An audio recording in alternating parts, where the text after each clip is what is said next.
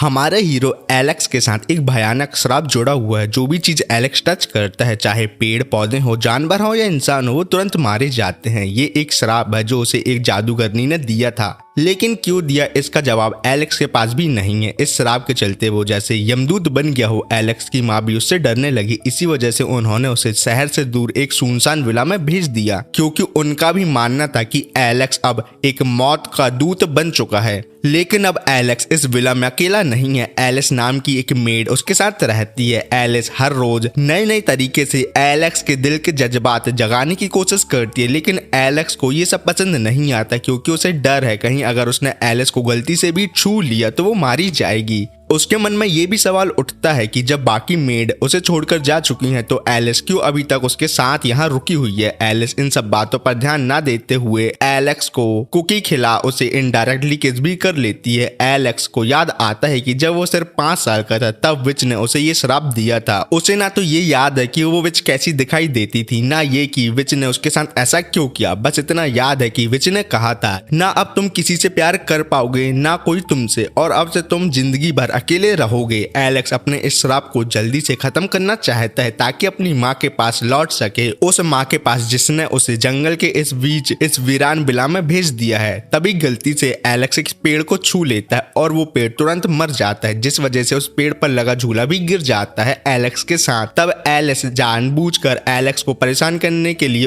उसको अपनी पैंटी दिखाने की कोशिश करती है। एलेक्स गुस्से में कहता है कि मैं भी एक लड़का हूँ, मेरे भी जज्बात हैं। अगर तुम्हारी इन हरकतों के चलते मैंने तुम्हें गलती से छू लिया तो तुम मारी जाओगी, इसलिए ये सब मत किया करो। पर एलिस को तो अपने मास्टर को परेशान करके उनका लाजवाब रिएक्शन देखने में ही सबसे ज्यादा मजा आता है। एलिस एलेक्स के परिवार की ही हेडमेड की बेटी है, जिसे एलेक्स बचपन से जानता है, लेकिन वो 2 साल तक अचानक गायब हो गई थी।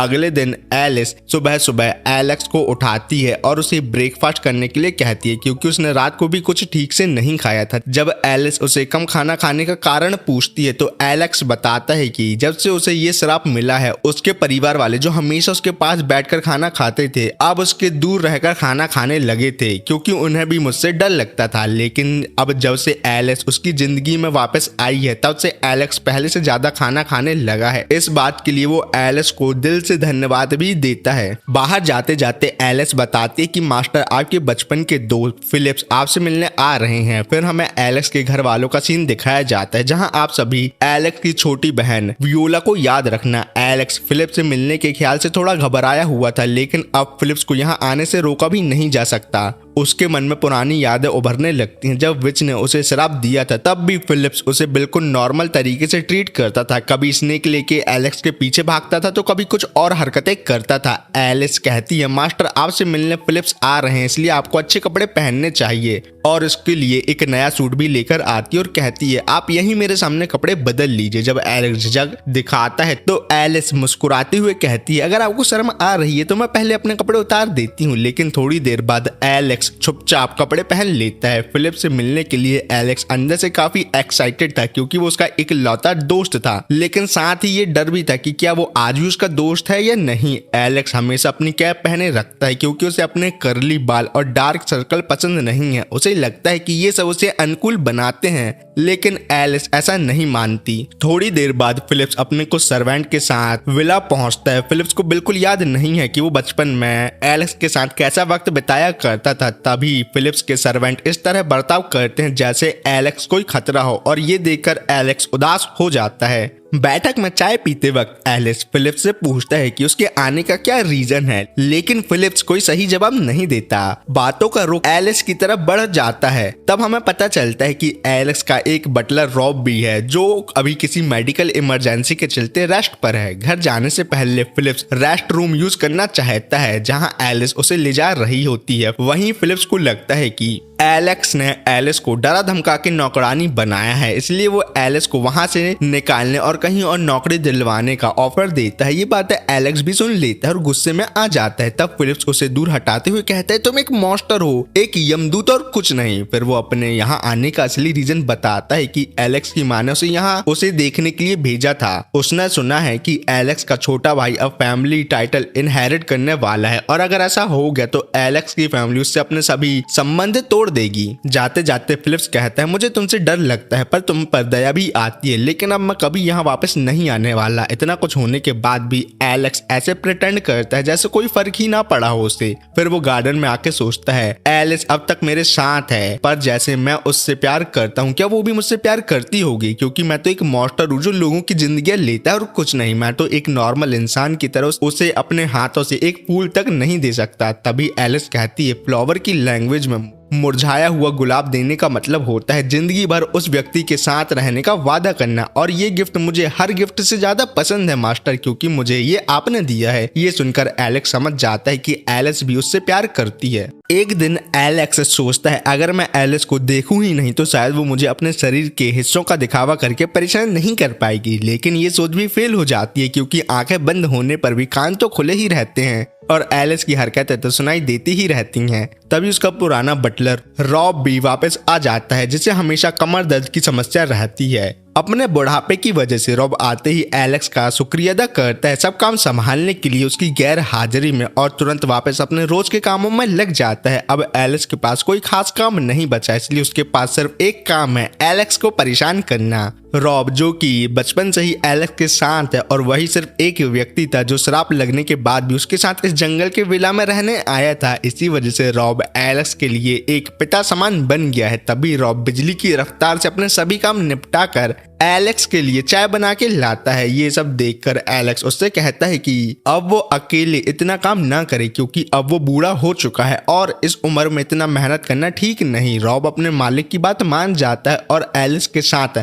काम बांटने के लिए तैयार हो जाता है। रॉब एलेक्स और एलिस के बीच की छोटी मोटी नोकझोंक को देख के बहुत ही ज्यादा खुश होता है। एक दिन जब एलेक्स बाहर निकलता है तो रॉब अपनी कम दिखाई और सुनाई देने की वजह से गलती से उसे एलिस समझकर पकड़ने की कोशिश करता है, लेकिन एलेक्स बड़ी मुश्किल से बच जाता है। थोड़ी देर बाद जब असली एलिस सामने आती है तो रॉब को अपनी गलती का एहसास हो जाता है। ये देखकर एलेक्स के मन में ये सवाल उठता है, जो बटलर इतने बुढ़ापे में भी हर दिन का काम आसानी से कर लेता है, उसे छोटी छोटी बातों में दिक्कत क्यों होती है? तो रॉब मुस्कुराते हुए कहता है, ये काम तो मैं सालों से करता आ रहा हूँ मास्टर, इसलिए आदत बन गई है। पर मास्टर आप मेरी चिंता मत करो, मैं अपनी आखिरी सांस तक आपका बटलर बन के रहना चाहता हूँ। पर इतना कहने के बाद फिर से रॉब को कमर में दर्द होने लगता है। कुछ समय बाद एलेक्स पियानो पर एक नया सॉन्ग कंपोज कर रहा होता है। उसके मन में ये भी बात आती है कि अगर उसके परिवार ने उससे सभी रिश्ते तोड़ दिए तो कम से कम ये सॉन्ग बेचकर वो पैसे तो कमा सकता है। और दूसरी बात, इस शराब के बाद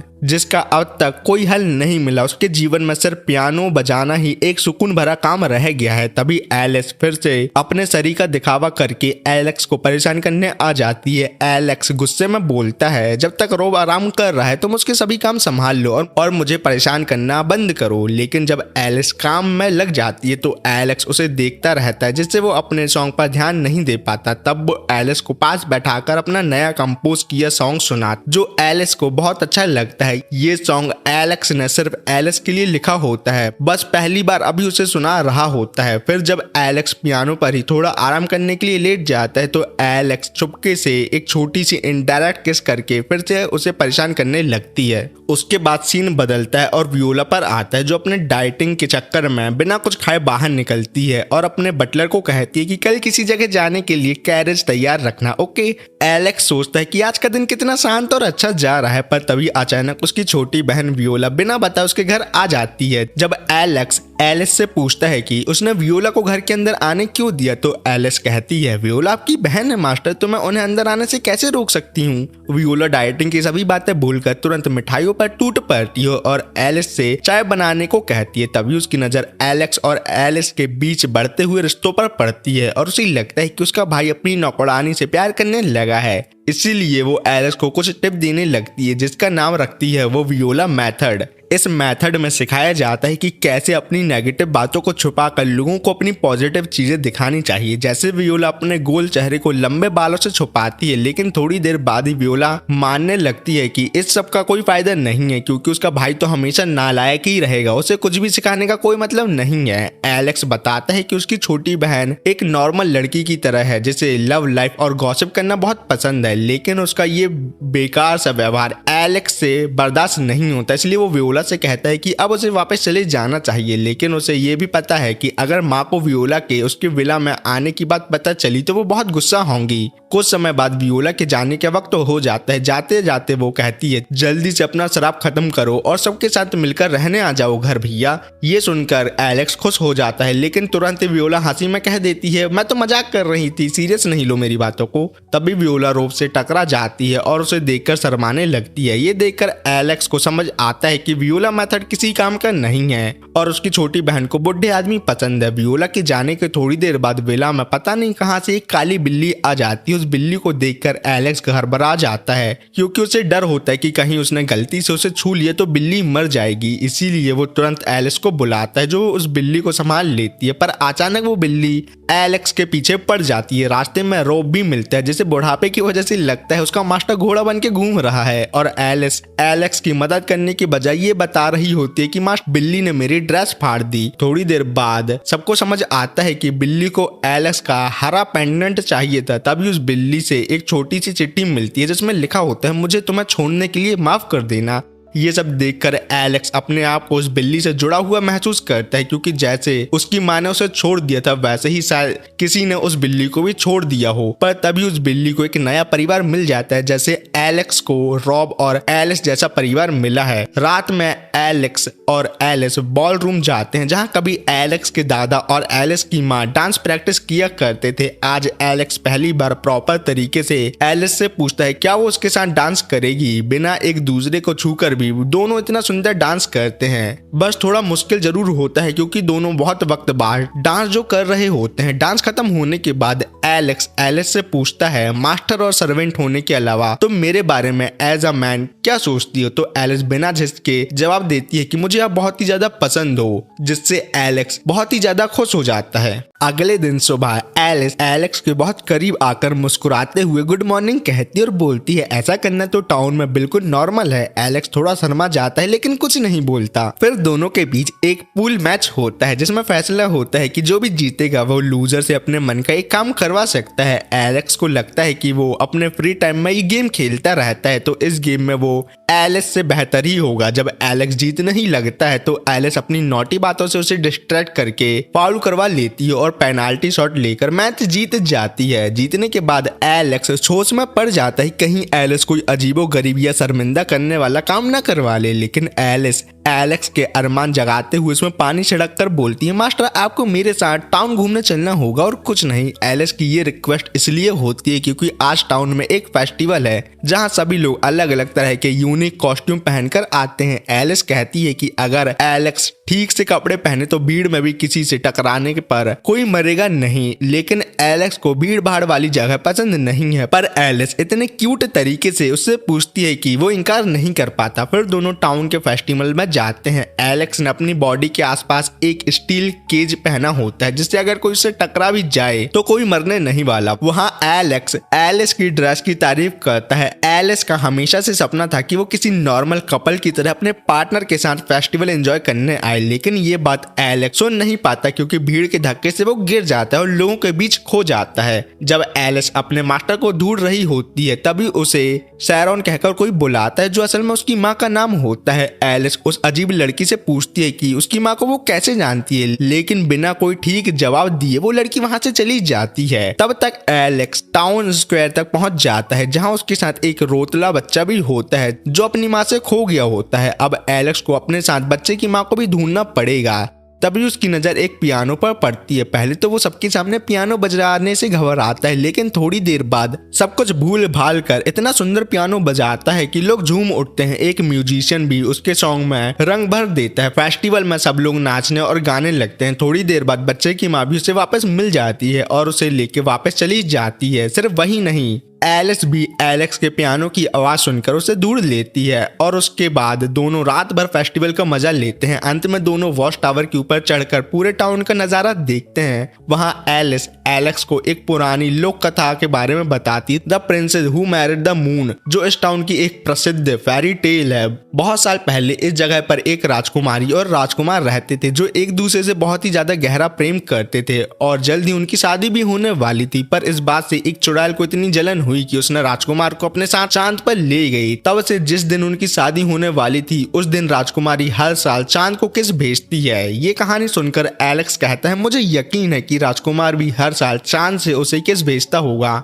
लेकिन फिर भी एलेक्स मानता है कि उसकी और एलिस की कहानी उस फेरी टेल के बिल्कुल उलट है, क्योंकि वो दोनों एक दूसरे के पास होते हुए भी दूर हैं और बाकी सभी लवर की तरह वो ना तो कभी डेट पर जा पाए ना ही कभी एलिस को वो गले लगा पाएगा। ये सुनकर एलेक्स को समझ आ जाता है कि डेट वाली बात एलेक्स ने सुन ली थी। तब एलिस उससे कहती है चाहे हम दोनों कभी एक दूसरे को छू ना पाए पर मैं हमेशा आपके पास रहना चाहती हूँ मास्टर। विला लौटने के बाद एलेक्स को एक छोटी सी चिट्ठी मिलती है जो एलिस ने लिखी होती है, अगर मास्टर आपको नींद ना आए तो आप मेरे रूम में आ जाना। जब एलेक्स उसके कमरे में जाता है तो देखता है कि एलेक्स बिना कपड़ों के होती है, क्योंकि उसका एक नियम है कि घर के अंदर कपड़े ना पहनना। पर एलेक्स के कहने पर वो एक ब्लैक गाउन पहन लेती है। अंदर आने के बाद वो एक सुगंधित कैंडल जला देती है और एलेक्स के लिए चाय भी बनाती है। एलिस की बातों से एलेक्स को लगता है कि जैसे उनके बीच डाटा ट्रांसफर होने वाला है, लेकिन उसे समझ नहीं आता कि वो बिना एलेक्स को छुए ये काम कैसे करेगा। पर एलिस उसके अरमानों पर पानी फेर देती और कहती है कि उसने तो एलेक्स को यहाँ बस सोने के लिए बुलाया था और कुछ नहीं। सोने से पहले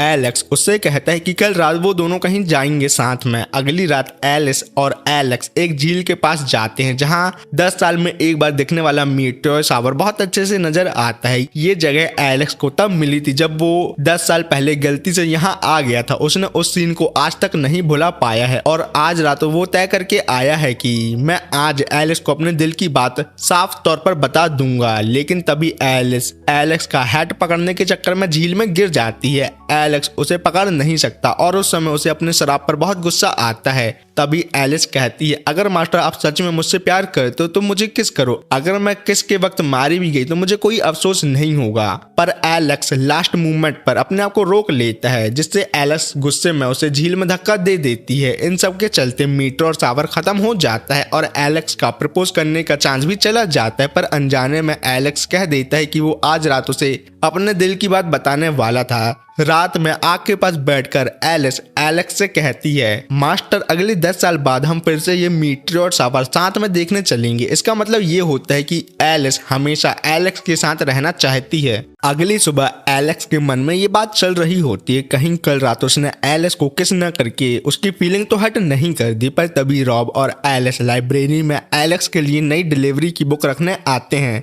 वहाँ एलेक्स एलिस से बात करने की बहुत कोशिश करता है, लेकिन एलिस उसे इग्नोर करती रहती है और वो हर रोज की तरह अपनी नॉटी हरकतों से उसे परेशान भी नहीं करती। आज ये देखकर एलेक्स के मन में और कंफ्यूजन बढ़ जाता है। कल रात तक तो सब कुछ ठीक था, तो आज अचानक एलेक्स उसे इग्नोर क्यों कर रही है। जब एलेक्स उससे रीजन पूछता है तो एलिस कुछ नहीं बताती, जिससे एलेक्स और भी उदास हो जाता है। रॉब भी समझ नहीं पाता कि उसके मास्टर आज इतना अजीब बिहेव क्यों कर रहे हैं, लेकिन थोड़ी देर बाद एलेक्स को समझ आ जाता है कि शायद झील में गिरने की वजह से एलिस को ठंड लग गई है और अगर वो एलेक्स के पास आएगी तो शायद उसे भी कोल्ड ना हो जाए, इसलिए वो डिस्टेंस बना रही है। तब एलिस उसे कहता है कि अपने कमरे में जाकर रेस्ट करे और वो उसके पास बैठ जाता है, क्योंकि एलेक्स उसे नॉर्मल तरीके से तो ठीक नहीं कर सकता, लेकिन उसके पास बैठकर मॉरल सपोर्ट तो जरूर दे सकता है। तब एलिस कहती है कि ये कोल्ड झील में गिरने की वजह से नहीं बल्कि इसलिए हुआ है क्योंकि रात को वो एलिस को खिड़की से सोते हुए देख रही थी, जहां से उसे ये ठंड लग गई। फिर विंटर का सीजन आ जाता है और रॉब का कहना होता है कि कल स्नोफॉल होने वाला है और सब स्नो के साथ खेल सकते हैं, लेकिन एलिस को ठंड बिल्कुल पसंद नहीं है, इसलिए वो बाहर जाने से मना कर देता है। तब एलिस अपने हाथों से बुना हुआ लाल स्कार्फ उसे देते हुए कहती है जब तक आप ठंड में स्ट्रॉन्ग नहीं बनोगे हम दोनों स्नो में एक साथ कैसे खेल पाएंगे। रात भर तेज स्नोफॉल होता है और अगले दिन सब कुछ बर्फ से ढक जाती है। तब एलेक्स और रॉब स्नो के साथ खेलने बाहर आते हैं। रॉब स्नोमैन बनाने में बिजी हो जाता है और एलिस फिर से नए नए तरीके से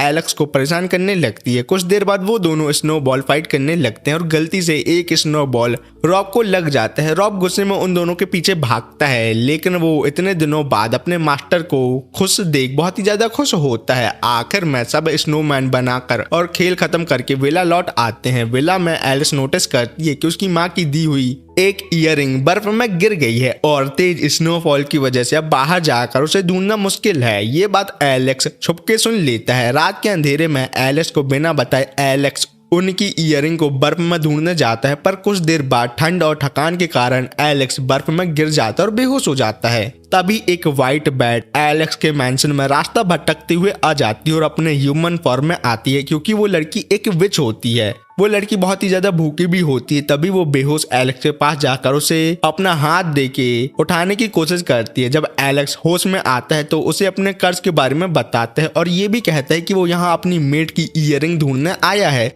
ये सुनकर वो चुड़ैल यानी विच बहुत हैरान हो जाती है और कहती है कि तुम सिर्फ एक मेट के लिए इतना सब कर रहे हो। स्प्रिंग के बाद बर्फ पिघलने पर ईयरिंग वापस मिल जाएगी, तो इतनी मेहनत नहीं करो। और अपने यहाँ आने का रीजन बताती है कि वो अपने चाइल्डहुड फ्रेंड से अलग हो गई है, इसलिए कुछ खाने के लिए वो उसके मैंशन तक आ गई। पर एलेक्स को तो अपनी मेड एलिस को वो ईयरिंग हर हाल में ढूंढ के देना ही है, क्योंकि वो उनमें बहुत ही प्रिटी लगती है। दूसरी बात ये है कि अगर ईयरिंग स्प्रिंग तक बर्फ में पड़ी रही तो उनमें रस्ट लग जाएगा। ये सब देख और सुनकर वो चुड़ैल अपनी फायर मैजिक यूज करके पूरे एरिया की स्नो मेल्ट करती हो और एलेक्स को ईयरिंग ढूंढ के दे देती है और अपनी असली आइडेंटिटी बताती हुए कहती है कि उसका नाम कफ है। इसके बाद एलेक्स कफ को मैंशन के अंदर ले आता है, क्योंकि उसे विच के बारे में कुछ इन्फॉर्मेशन चाहिए। लेकिन जल्द ही ये बात सामने आती है कि कफ भी एलेक्स के ऊपर लगे कर्ज को हटा नहीं सकती। पर जब एलेक्स को ये समझ आता है कि उसका मास्टर उसकी ईयरिंग ढूंढने के लिए बर्फ में गया था तो वो बहुत गुस्सा हो जाती है। पर तभी कफ उसे पकड़ के वॉशरूम नहाने के लिए ले जा लेती है, जिससे एलेक्स को जलन होने लगती है। उसे लगता है कि वो एलेक्स के साथ ऐसा क्यों नहीं कर सकता। नहाने के बाद कफ बहुत ज्यादा खाना खाती है, क्योंकि वो 2 दिन से भूखी जो थी। पर विचेस के बारे में कुछ बताने से मना कर देती है। चाहे एलेक्स उसे टॉर्चर भी करे तब भी वो कुछ नहीं बताने वाली। लेकिन तभी एलेक्स के हाथों का बनाया हुआ डेजर्ट खाती है वो, और तुरंत सब इन्फॉर्मेशन देने के लिए तैयार हो जाती है। जब एलेक्स उस विच के बारे में पूछता है जिसने उसे कर्ज दिया था, तो कफ कहती है कि उसके बारे में उसे कुछ भी पता नहीं है, क्योंकि ये बात अब बहुत पुरानी हो गई है। कफ ये भी बताती है कि सभी विचेस एक दूसरे की अच्छी फ्रेंड नहीं होती। उसका एक दोस्त है जो लड़का है और लड़कों को मैजिक यूजर कहा जाता है, ना कि विचेस। कफ बताती है कि उसके और उसके दोस्त के पेरेंट्स को विच हंटर ने मार दिया, बिना ये देखे कि उनका फादर एक ह्यूमन था, ना कि कोई मैजिक यूजर। एलेक्स के ह्यूमन होने के बावजूद कफ ने उसकी मदद इसलिए की क्योंकि वो एक मास्टर होते हुए भी अपनी मेड की बहुत चिंता करता है, जैसे उसका दोस्त हमेशा उसकी हर चीज में हेल्प के साथ साथ चिंता करता है। लेकिन फिर कफ और ज्यादा बताने से मना कर देती है, क्योंकि वो नहीं चाहती कि गलती से भी कुछ ऐसा वो बोल दे जो नहीं बोलना चाहिए था। कफ की बातों से एलेक्स को समझ आ जाता है कि कफ अपने दोस्त को पसंद करती है। ये बात सुनते ही कफ बिना कुछ कहे व्हाइट बैट में ट्रांसफॉर्म हो जाती और शर्मा के वहां से उड़ जाती है। अगले दिन एलिस को याद आता है जब वो छोटी थी तब बाकी सारे नोबल बच्चे उसका मजाक उड़ाते थे और उसे परेशान करते थे, क्योंकि वो एक मेड की बेटी थी। पर एलेक्स ऐसा नहीं था, वो हमेशा उसका सपोर्ट करता था और कहता था कि एलिस तुम तो विंटर में एक स्नो फेरी जैसी लगती हो। और आज भी एलेक्स बिल्कुल नहीं बदला, वो प्रेजेंट में भी फिर से उसे स्नो फेरी बोलता है, जिससे उसे अब वाकई में प्यार हो गया है। एक दिन एलेक्स से कहते हैं तुम एक ही मेड यूनिफॉर्म पहन के रोज रोज बोर नहीं हो जाती, एक काम करते हैं चलो तुम्हारे लिए कुछ न्यू यूनिफॉर्म लेके आते हैं। पर एलिस इन सब बातों को इग्नोर करके फिर से एलेक्स को परेशान करने लगती है अपने हमेशा वाले नॉटी तरीके से। कुछ देर बाद वियोला फिर से अपने भाई से मिलने और स्वीट खाने के लिए मैंशन आती है। जैसे ही उसकी नजर रॉब पर पड़ती है वो अजीब तरीके से बिहेव करने लगती है। तब एलेक्स से पूछता है तुम्हें ओल्डर लोग ही पसंद क्यों आते हैं। वियोला कहती है क्योंकि मेरे एज के लड़के तो सिर्फ बचपना करते हैं, बिल्कुल भी मैच्योर नहीं होते वो लोग, नल्ले कहीं के। एलेक्स कहता है पर रोब तो एक सर्वेंट है। तब वियोला गुस्से में बोल पड़ती है तो तुमने भी तो अपनी मेड से प्यार कर बैठा, उसका क्या। जब वियोला चाय और स्वीट खा रही होती है तब वो डिसाइड करती है कि देखते हैं एलिस किस टाइप की लड़की है। उसके साथ कुछ अजीब हरकतें वो करती है जिससे एलेक्स को अपनी ही बहन से जलन होने लगती है। पर वियोला उसे शांत रहने के लिए कहती है और बोलती है वहां शांति से खड़े रहो। एलिस को वियोला अपना वियोला मेथड सिखाती है जिसमें क्यूट फेस बनाना होता है। जब एलेक्स का क्यूट फेस देखता है तो उसे उससे और भी ज्यादा प्यार होने लगता है। लेकिन तभी वियोला के जाने का टाइम हो जाता है। वो रोब से प्रॉपर बात भी नहीं कर पाती, वह शर्माते हुए एक हल्का सा बाय कह के चली जाती है। कुछ दिनों बाद वियोला फिर से सिर्फ रोब से मिलने आती है। रोब से उसे पता चलता है कि एलेक्स और एलिस किचन में कप यानी विच को फिर से बुलाने के लिए स्पेशल खाना बना रहे हैं। एलेक्स वियोला की हेल्प करने के लिए कहता है कि चलो ब्रेड बनाना चाहिए हमें, और डो बनाने का काम वियोला और रॉब साथ मिलकर करेंगे। वियोला रॉब के साथ मिलकर ब्रेड बनाना एंजॉय करती है। उसे लगता है जैसे दोनों एक न्यूली वेड बैड कपल हो, लेकिन रॉब साफ साफ कह देता है वियोला आप मेरे लिए बहुत ही ज्यादा छोटी हो, अगर मैं सही एज पर शादी कर लेता तो तुम्हारी एज की मेरी एक ग्रैंड डॉटर होती। पर इन सब बातों का वियोला मैडम पर कोई असर नहीं पड़ता, उसे तो बस रॉब के साथ टाइम बिताना अच्छा लगता है। वियोला खुश होती है देख कर कि कर्ज होने के बाद भी उसके भाई के पास उसकी केयर और सपोर्ट करने के लिए एलेक्स और रॉब जैसे अच्छे लोग हैं, लेकिन वो ये भी बोलती है कि एलेक्स को फालतू चीजों में टाइम वेस्ट करना नहीं चाहिए वरना उसका छोटा भाई फैमिली हेड बन जाएगा, और ये बात उसे बिल्कुल भी मंजूर नहीं है। ये सब सुनकर रॉब समझ जाता है कि वियोला को अपने भाई एलेक्स की बहुत चिंता होती है, लेकिन वो ये बात कभी ओपनली शो नहीं करती। इस सब के बाद वियोला के घर जाने का टाइम आता है तो रॉब उसे ओवन से निकले हुए गरम गरम फ्रेश ब्रेड भी देता है खाने के लिए। कुछ दिनों बाद एलेक्स आइस स्केटिंग कर रही होती है और एलेक्स उसे दूर से देख रहा होता है क्योंकि उसे खुद आइस स्केटिंग करना नहीं आता। तभी उससे वहां एक बोलने वाला सफेद ठरकी कौवा दिखता है जो असल में कफ का दोस्त होता है। वो कौवा एलेक्स के पास इसलिए आया है क्योंकि उसे एलेक्स से कफ की स्मेल आ रही थी, पर कौवे का पूरा ध्यान बातों पे कम एलेक्स को ताड़ने पर ज्यादा होता है। एलेक्स उस कौवे से कहता है कि कफ तो बहुत दिनों पहले हमारे विला पे आई थी, थोड़ा सा खाना खाया और फिर चली गई, अब वो कहाँ है इस बारे में मुझे कुछ नहीं पता। फिर वो क्रो अपना मैजिक यूज करके अपने रियल फॉर्म में आता है और एलेक्स को अपना नाम जैन बताता है। जैन कहता है कि मुझे सुंदर लड़कियां बहुत पसंद है जो अपने बॉयफ्रेंड के लिए मेकअप करके और भी ज्यादा सुंदर लगने लगती हैं, पर कफ को मेकअप करना पसंद नहीं है, इसलिए जैन थोड़ा उदास हो जाता है। फिर जैन और एलेक्स लड़कियों के बारे में बात करते हैं कि उन्हें कैसी लड़कियां पसंद है,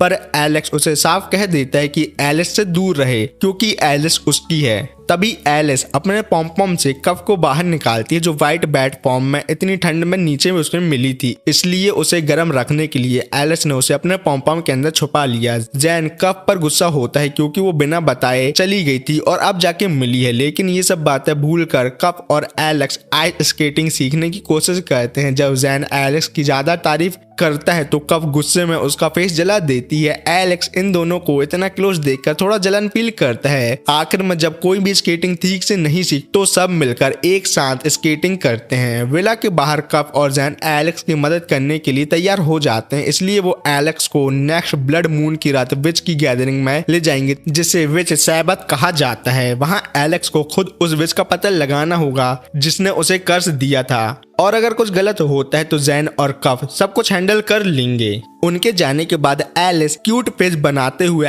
एलेक्स से कहती है मुझे भी अपने साथ लेके चलो विच सबाथ में, क्योंकि उसे भी उस विच से मिलना है जो उसे टाउन फेस्टिवल में मिली थी। रात में वियोला एलिस के रूम में सोने आती है क्योंकि एलेक्स ने उसे रॉब के साथ एक ही रूम में सोने से मना कर दिया था। तब वियोला और एलिस एक छोटी सी लड़कियों वाली पार्टी करती है जहाँ वियोला बताती है कि उसे रॉब पर क्रश है। एलिस भी इनडायरेक्टली कहती है कि उसे भी एलेक्स से प्यार हो गया है। वियोला कहती है कि उसकी माँ ने हमेशा उसके भाइयों को इम्पोर्टेंस दी है पर उसे हमेशा इग्नोर किया गया है, इसलिए उसे एक बड़ी सिस्टर चाहिए थी जो उसे पैम्पर करे। जब वियोला सो जाती है तो एलेक्स उसे देखने आता है। तब एलिस कहती है कि मास्टर कल से आप वियोला की बहुत ज्यादा तारीफ करना क्योंकि ये सब सुन के उसे बहुत अच्छा लगेगा। पर अगले दिन जब एलेक्स वियोला की तारीफ करता है तो उल्टा वियोला उसका मजाक उड़ाने लगती है। एक दिन एलेक्स को ये बात पसंद नहीं आती कि एलिस सभी लोगों के सामने अपने शरीर का कोई भी हिस्सा गलती से भी दिखाए, इसलिए वो उससे कहता है कि अपनी मेड यूनिफॉर्म बदल लो। जब एलिस कुछ नए ड्रेसेस दिखाती है जो वो पहन सकती है तो एलेक्स को उनमें से कोई भी यूनिफॉर्म पसंद नहीं आता। इस पर एलिस गुस्से में बोलती है अगर ऐसी ही बात है तो कल से मैं बिना कपड़ों के सभी काम करूंगी मास्टर। अगले दिन बाहर काफी ज्यादा ठंड होने की वजह से एलेक्स अपने मैंशन के एक अलग रूम में किताब पढ़ने आया होता है, पर वो देखता है कि उस रूम में हर तरफ पेड़ पौधे उग गए हैं सिर्फ 2 सर्वेंट के लिए।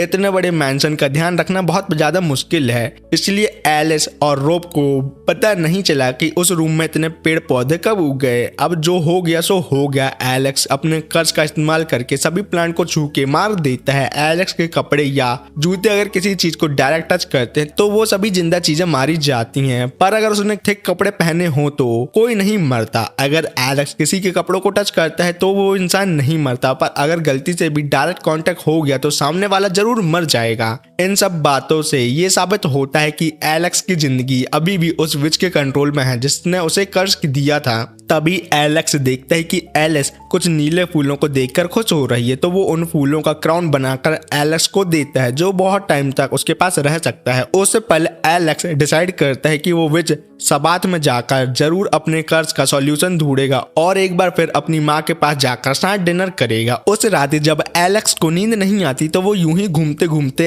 एलेक्स से टकरा जाता है जो बिना कपड़ों के नहाने आई होती है और गलती से ब्लैक कैट उसका गाउन लेके भाग जाती है और मेड यूनिफॉर्म अभी वॉश होने के बाद ड्राई नहीं हुई होती, इसलिए एलेक्स उसे भी पहन नहीं सकती अभी। ये सब सुनकर एलेक्स उस बिल्ली से गाउन लाने का ठान लेता है, पर एलिस जिद करती है कि वो भी साथ चलेगी क्योंकि बिना कैट को टच किए एलेक्स कैट से गाउन नहीं ले सकता। तब एलेक्स अपना कोट उतार कर एलिस को पहनने को देता है जिससे एलिस बहुत ही ज्यादा खुश हो जाती है। आगे जाकर कुछ नोटी बातें होती हैं, पर जब उन्हें ब्लैक कैट मिलती है तो उसके पास से गाउन कटी फटी हालत में मिलता है जिसे अब एलिस पहन नहीं सकती। इस बात से एलिस थोड़ी उदास हो जाती है क्योंकि जब एलेक्स ने उसे पहली बार इस गाउन में देखा था तो उसने उसकी तारीफ की थी और अब वो गाउन खराब हो गया है। पर एलिस को समझ आता है कि ब्लैक कैट ये गाउन अपने बच्चों को ठंड से बचाने के लिए ले गई थी, इसलिए बिना कुछ कहे एलिस वो गाउन कैट को दे ही देती है। वॉशरूम में आने के बाद मेड यूनिफॉर्म अब तक सूख चुकी होती है जिससे एलिस अब पहन सकती है। वहीं पर वो एलेक्स को अपने साथ नहाने का ऑफर भी देती है, लेकिन ना चाहते हुए भी एलेक्स को वो मना करना पड़ता है। इसी तरह की सिचुएशन में एलेक्स को अपने कर्ज होने पर बहुत ही ज्यादा गुस्सा आता है। कुछ दिनों बाद ब्लड मून की रात आ जाती है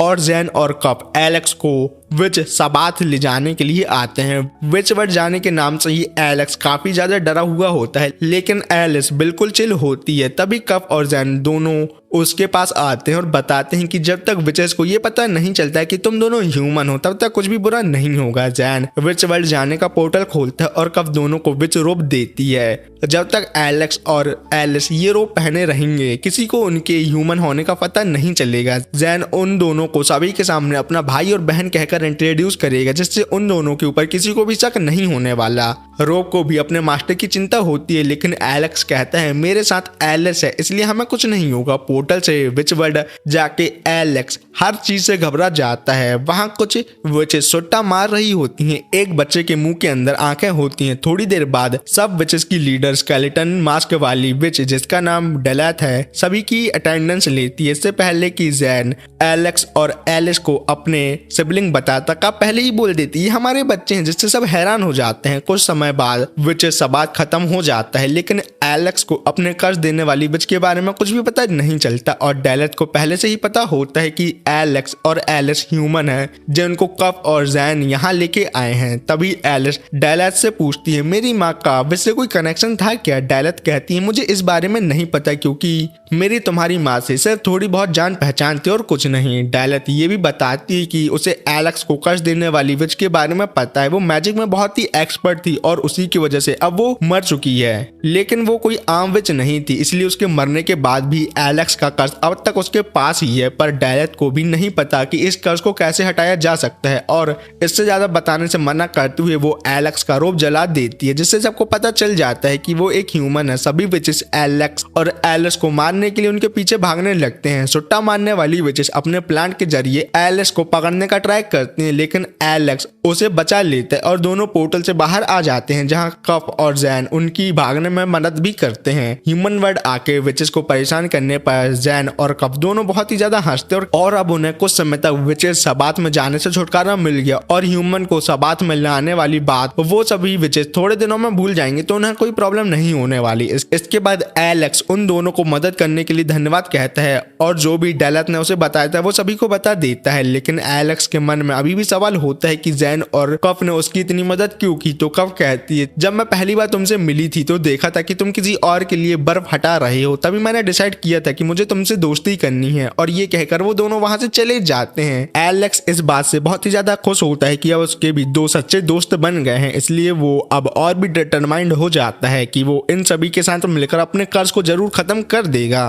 एलेक्स को ये बात पसंद नहीं आती कि एलिस हर रोज अंदर और बाहर सिर्फ ब्लैक कलर की ड्रेस पहनती है, इसलिए वो उसे व्हाइट गाउन पहनने को कहता है। लेकिन ये सोचकर खुद ही शर्मा जाता है कि व्हाइट गाउन में एलिस किसी न्यूली वेड दुल्हन की तरह लगेगी। थोड़े टाइम बाद एलिस टाउन से एक मैजिकल पॉट खरीद कर लाती है जो किसी जमाने में एक विच ने बनाया था और उसे रोजाना अपने काम के लिए यूज करती थी। इस पॉट के साथ एक रेसिपी बुक भी होती है जिसके जरिए एलिस एलेक्स के लिए एक लव पोशन बनाना चाहती है। पोशन बनाने के लिए उसे एलेक्स की मदद चाहिए होती है। ये पॉट मैजिक से पानी गर्म करता है और बोल भी सकता है। फिर एलिस उसमें अजीबोगरीब इंग्रेडिएंट डालती है जो बिल्कुल भी खाने लायक नहीं होते, इसलिए एलेक्स उसे रोकता है। लेकिन एलिस अपने पॉम से उसे डिस्ट्रैक्ट करके सभी इंग्रेडिएंट पॉट में डाल ही देती है। एलिस एलेक्स से कहती है कि उसे पॉट के इंग्रेडिएंट को अपने लाइफ की हैप्पी मेमोरीज याद करके मिक्स करना होगा। लेकिन एलेक्स एलिस को बिना कपड़ों के इमेजिन करने लगता है और डिस्ट्रैक्ट हो जाता है। फिर भी इंग्रेडिएंट मिक्स हो जाते हैं। तब एलिस सच बताती है कि ये लव पोशन नहीं बल्कि ये पॉट कर्ज हटाने में काफी कारगर है, क्योंकि अब वो विच मर चुकी है जिन्होंने एलेक्स को कर्ज दिया था। तो एलिस किसी भी तरीके से उसका कर्ज रिमूव करना चाहती है। एलिस ने पहले इस पॉट के बारे में इसलिए नहीं बताया था क्योंकि अगर कर्ज हुआ बंदा इंग्रेडिएंट मिक्स करते वक्त अपने कर्ज के बारे में सोचता है तो पोशन बेकार हो जाता है। ये सब सुन के एलेक्स पोशन टेस्ट करता है लेकिन वो इतना गंदा लगता है कि पीना मुश्किल हो जाता है और सूप पीने के बाद भी एलेक्स का कर्ज रिमूव नहीं होता क्योंकि ये किसी नॉर्मल विच का कर्ज नहीं था। एलिस इस बात से खुश होता है कि एलिस उसे ठीक करने के लिए इतनी कोशिश कर रही है। लेकिन अब एक नया सवाल उठता है, अगर ये मैजिक पॉट को उन्होंने ऐसे ही फेंक दिया तो ये पॉट उन्हें कर्ज भी दे सकता है। इसलिए एलेक्स ये बोलने वाला मैजिक पॉट अपने बटलर रॉब को दे देता है जो खुशी खुशी उसे रख लेता है। लेकिन रॉब इस पॉट को इतना इंपॉर्टेंस देने लगता है कि वियोला चिढ़ जाती है। कुछ दिनों बाद एलिस लाइब्रेरी से एक पुराने पियानोइस्ट का सॉन्ग निकालती है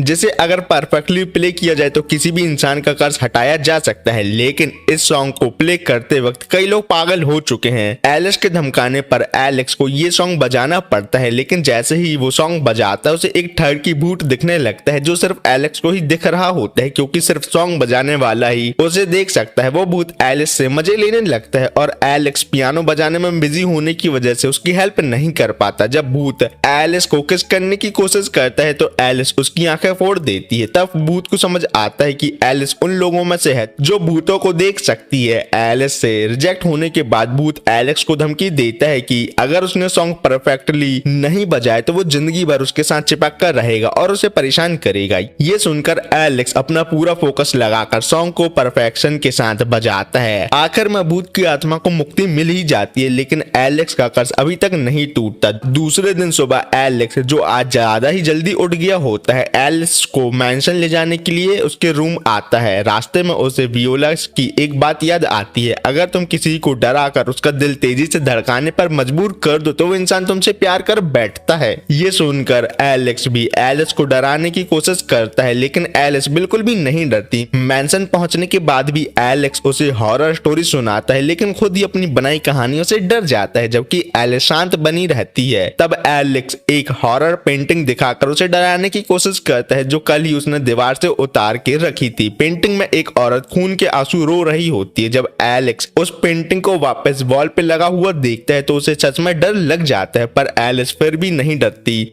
जो देखकर एलेक्स उदास हो जाता है क्योंकि अगर एलिस का दिल तेजी से नहीं धड़केगा तो उसे एलेक्स से कभी प्यार नहीं होगा। तभी रोब बताता है कि एलिस ने कल ही उस वॉल का खाली स्पेस देखकर पेंटिंग को वहां लगाया था लेकिन एलेक्स को अकेला उस पेंटिंग को देखकर बहुत डर लग गया था जिस वजह से वो रेयर प्लांट तोड़ देता है जो 50 साल में एक बार फूल देता है। ये देखकर रॉब को बहुत गुस्सा आता है, इसलिए उससे बचने के लिए एलेक्स अलमीरा में छुप जाता है लेकिन एलिस उसे आसानी से ढूंढ लेती है। तब एलेक्स बताता है कि जब रोब गुस्सा होता है तो इतना लंबा प्रवचन देता है कि इंसान अपनी गलती का पछतावा ही कर लेता है, पर एलिस के बहुत पास आने की वजह से एलेक्स अलमीरा से बाहर आ जाता है। वो सोचता है कि रॉब को मैंशन के हर कोने का पता होता है तो अगर वो कहीं और छुप गया तो भी रॉब उसे किसी तरीके से ढूंढ ही लेगा। तो एलिस मस्ती में कहती है, मास्टर आप मेरी ड्रेस के अंदर छुप सकते हो, लेकिन उस सबके बावजूद रॉब एलेक्स को ढूंढ ही लेता है।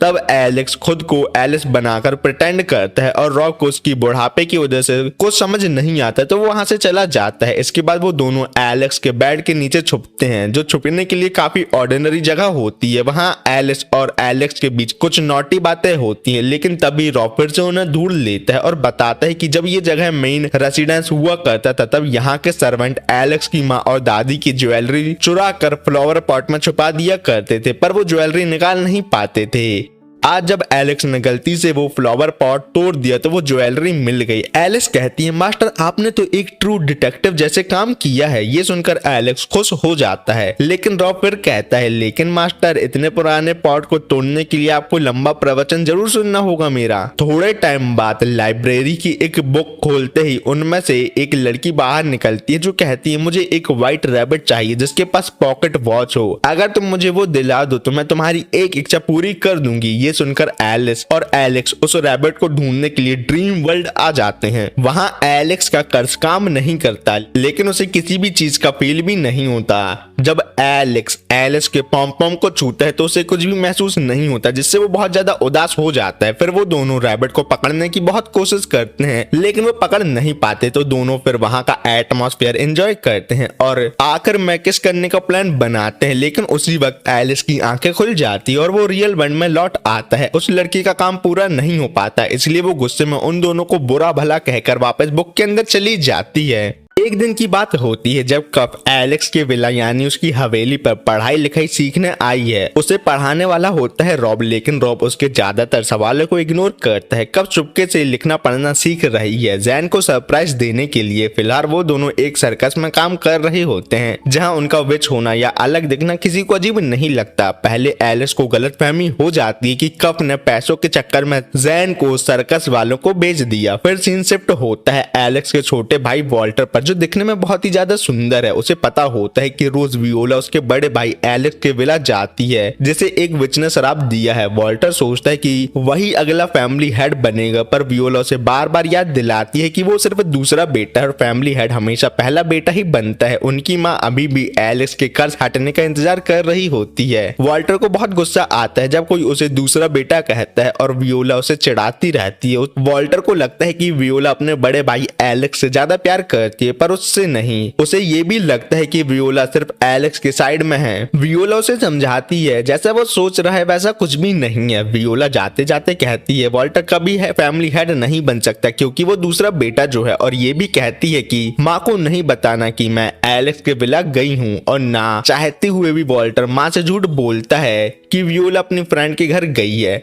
फिर जब वियोला एलेक्स के मैंशन पहुंचती है तो वहां उसे कफ दिखती है और उसे लगता है कि कफ कोई चोर है। वो सोचती है कि अगर मैंने इस चोर को पकड़ लिया तो रॉब मुझे शाबाशी देगा, पर जब वो कफ के बड़े बड़े और मुलायम पॉम से टकरा जाती है तो उदास हो जाती है, क्योंकि उसे लगता है जैसे उसकी माँ के आगे कुछ भी नहीं है, इसलिए बड़े होने के बाद भी वो भी फ्लैट ही रहेगी। थोड़ी देर बाद वियोला कफ को पकड़ लेती है। तब तक कफ को पता चल जाता है कि वियोला एलेक्स की बहन है और सिर्फ उसके साथ खेलना चाहती है। तभी वहाँ एलेक्स और बाकी तीनों आते हैं। जब वो दोनों कफ को और वियोला को ऐसे देखते हैं तो उन्हें कुछ गलतफहमी हो जाती है। फिर एलेक्स सब कुछ क्लियर करता है कि कफ उसकी दोस्त है जो उससे मिलने आई है। वियोला हैरान हो जाती है कि उसके बड़े भाई ने किसी को अपना असली दोस्त बना लिया है। रॉब वियोला के बालों से धूल हटा रहा होता है, जिसे देख वियोला खुशी के मारे नाचने लगती है। ये सब देखकर एलेक्स को लगता है कि रॉब जानबूझकर वियोला के साथ ये सब करता है। थोड़े समय बाद बाहर तेज स्नो विंड चल रही होती है, इसलिए एलेक्स और एलिस अंदर चेस गेम खेल रहे होते हैं। रूल ये होता है कि अगर एलेक्स जीत गया तो एलिस अपने कपड़े उसके सामने उतार देगी, लेकिन एलिस एलेक्स को हराने के लिए नॉटी हरकतों का यूज करती है। स्नो विंड के वक्त एलिस को अपनी पहली मुलाकात याद आती है जब वो बड़े होने के बाद पहली बार एलेक्स से मिली थी। सीन फ्लैशबैक में चला जाता है जहां एलेक्स कर्ज की वजह से उदास और टूटा हुआ था।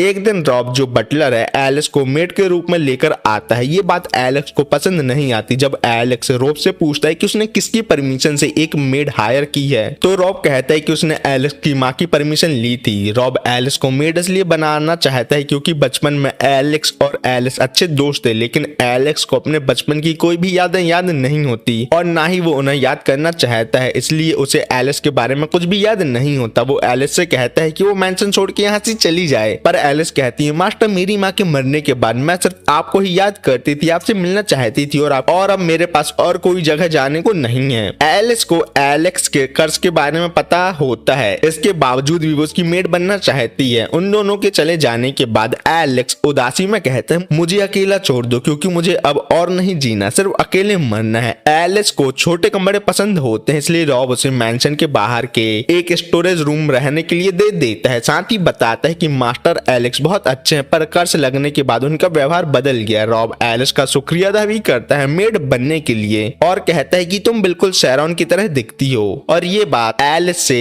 हर कोई कहता है। अगले दिन जब एलिस को घर में देखता है तो बहुत गुस्सा होता है क्योंकि कल ही उसने उसे मैंशन छोड़ने को बोला था, पर एलिस तो शुरू से ही एलेक्स को अपनी नॉटी हरकतों से परेशान करने लगती है। जब एलेक्स गुस्से में अपनी टोपी फेंक देता है तो एलिस उसे उठाने के बहाने उसके पीछे पीछे घूमती रहती है, पर जब एलिस उसके लिए खाना लेकर आती है तो एलेक्स खाना खाने से इनकार कर देता है और कहता है जब तक तुम इस घर से नहीं चली जाती मैं कुछ भी नहीं खाऊंगा, क्योंकि एलेक्स को लगता है कि एलिस सिर्फ इसलिए मेड बनी है क्योंकि वो उसे नीची नजरों से देखती है, एक कर्ज हुआ बेकार और अकेला लड़का। लेकिन एलेक्स को एलिस की बातों का बुरा नहीं लगता, बल्कि उसे तो एलेक्स के शब्द किसी पोयम जैसे लगते हैं। एलिस खाना छोड़कर बाहर चली जाती है और जब वो रोब के साथ होती है तब रोब कहता है तुम्हारे लिए अपनी आंटी के घर रहना मुश्किल रहा होगा ना। एलिस कहती है मेरी आंटी फाइनेंशियली कमजोर थी, पर जो तकलीफ मैंने उनके घर रहते हुए सही वो मास्टर एलेक्स के कर्ज लाइफ के सामने कुछ भी नहीं है। तभी एलेक्स वहां आता है और एलिस को बोलता है कि उसके साथ चले। वो एलिस को एक टूटा फूटा गंदा कमरा दिखाता है और कहता है मैं तुम्हें इसे साफ करने के लिए 3 दिन देता हूँ, तुम इस काम पर रॉब की मदद नहीं ले सकती और तुम 3 दिन के अंदर ये कमरा साफ नहीं कर पाई तो तुम्हें ये नौकरी छोड़नी पड़ेगी। एलिस तुरंत सफाई में लग जाती है। ठंड के बावजूद और चोट लगने के बाद भी वो रुकती नहीं। उसे याद आता है कैसे बचपन में एलेक्स उसकी कितनी केयर करता था और उसे अपने रूम में रेस्ट करने को बोलता था। अगले दिन जब एलेक्स रूम में आता है तो वो हैरान रह जाता है क्योंकि एक ही रात में एलेक्स ने पूरे रूम को पहले जैसा कर दिया था। ये सब देखकर एलेक्स के आंसू निकल आते हैं क्योंकि वो तो सिर्फ एलिस की भलाई के लिए उसे यहाँ से भेजना चाहता था। उसे लगता है कि एलिस अपनी जिंदगी बेकार कर रही है एक कर्ज मास्टर को सर्व करते हुए, पर एलिस फिर से कहती है मेरे पास और कोई जगह जाने के लिए नहीं है, इसलिए मैं यहाँ ही रुकूंगी और देखना चाहती हूँ कि कब तुम्हें मेरे बारे में सब कुछ याद आता है। जब एलिस जाने का नाम नहीं लेती तो एलेक्स खुद ही घर छोड़कर चला जाता है। बाहर सब कुछ अजीब सा लगता है। उसे मैंशन का रास्ता भी याद नहीं होता। उसे